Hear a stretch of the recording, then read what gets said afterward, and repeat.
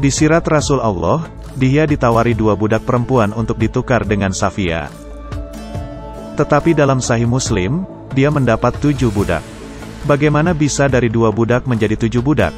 Pasti terjadi tawar-menawar yang alot antara Dihya dan Nabi. Rasulullah, ini sungguh tak adil. Engkau telah memberikan Safiyah padaku. Aku berubah pikiran. Aku beri engkau 2 saudara sepupu Safiyah sebagai gantinya.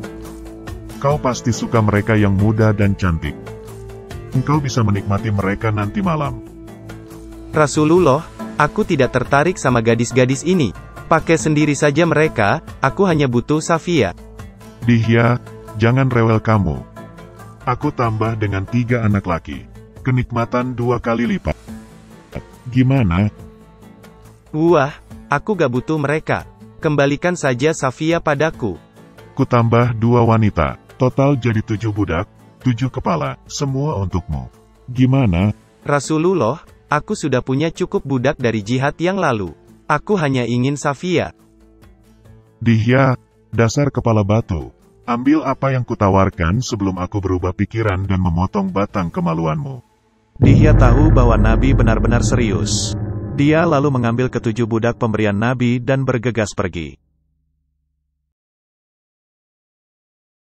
Nabi Muhammad segera membawa Safiyah ke tendanya.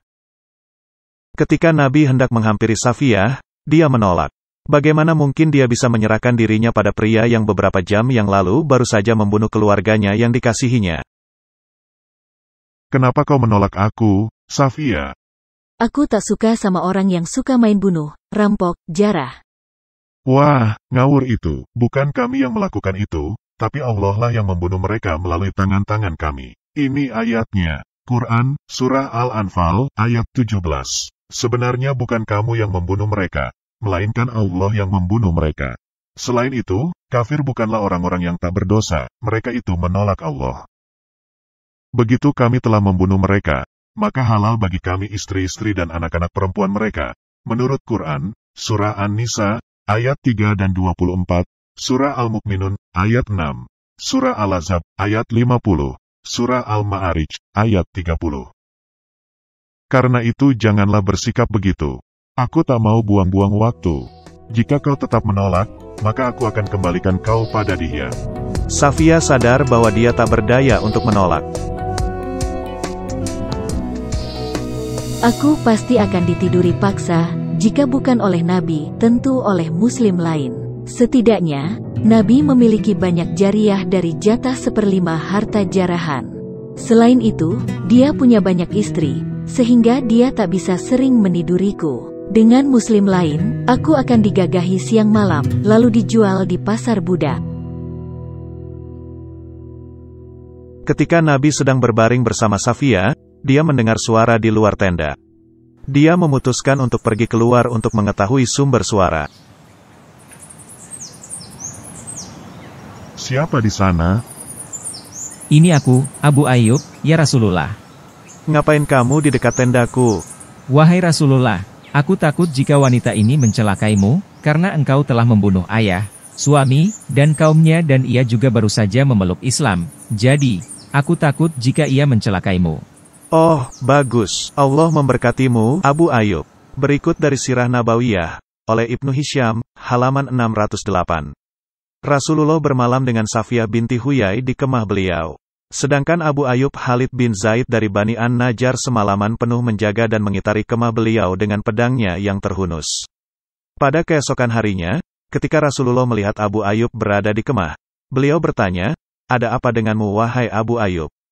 Abu Ayyub menjawab, "Wahai Rasulullah, aku takut jika wanita ini mencelakaimu, karena engkau telah membunuh ayah, suami, dan kaumnya dan ia juga baru saja memeluk Islam.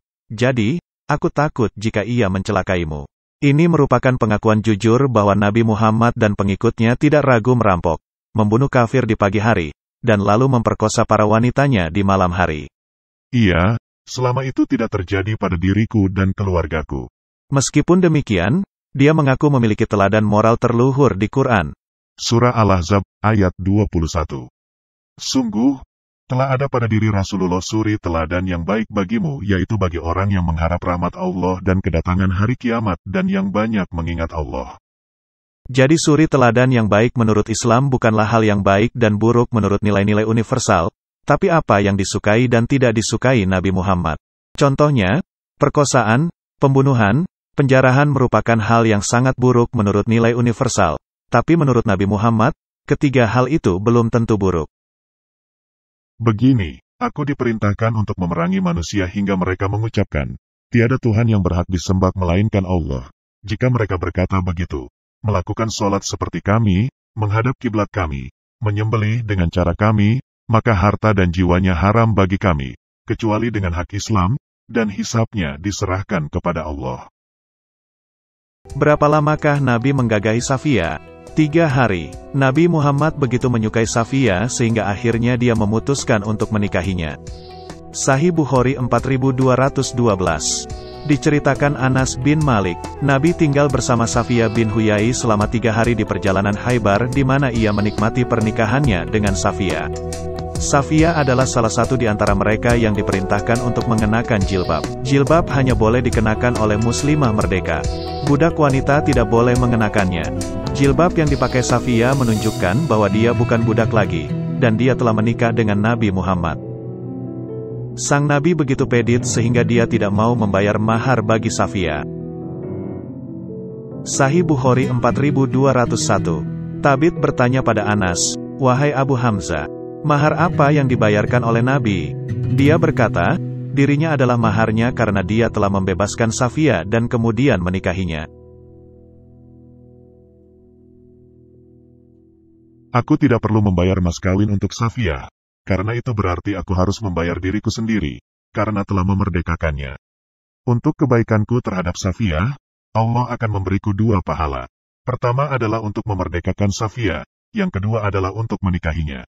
Dia sangat beruntung bertemu dengan orang yang penuh kasih dan murah hati seperti aku. Sahih Muslim, buku 8, nomor 3327. Abu Musa melaporkan bahwa Rasul Allah berkata tentang seseorang yang membebaskan budak wanita, dan lalu menikahi wanita itu, maka orang itu mendapat 2 pahala. Apakah dia benar-benar percaya bahwa Tuhan akan memberikan 2 pahala ilahi baginya? Untuk apa? Pertama, untuk memerdekakanku, padahal dia sendiri yang awalnya memperbudak diriku. Kedua, karena dia menikahi aku, gadis tercantik yang 40 tahun lebih muda darinya.